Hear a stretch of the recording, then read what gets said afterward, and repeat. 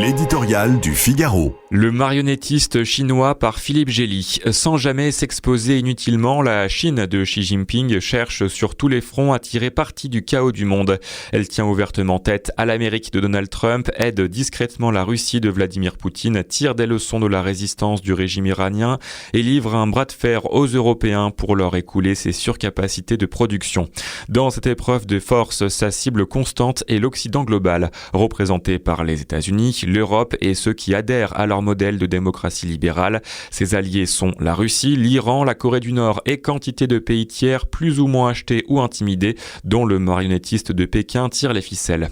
Sous le masque de la neutralité, la Chine rouge se révèle fortement engagée aux côtés du petit frère russe dans l'invasion de l'Ukraine. La coopération militaire entre les deux alliés va bien au-delà de la fourniture de composants chinois pour faire tourner l'économie de guerre du Kremlin. Elle inclut des consultations secrètes au plus haut niveau des états-majors, des échanges de renseignements, des programmes d'armement commun et des entraînements réciproques. Le retour d'expérience de l'armée russe sur le front du Donbass, comme la résistance des Iraniens au pilonnage américain, recèle de précieux enseignements pour une armée chinoise qui monte en puissance à toute vitesse, mais n'a pas de pratique du combat. Asymétrique, ces relations d'intérêt créent une dépendance croissante envers la puissance chinoise. Malgré sa méfiance, Poutine n'a pas vraiment le choix, tout en sachant que Pékin ne se laissera pas associer à une défaite.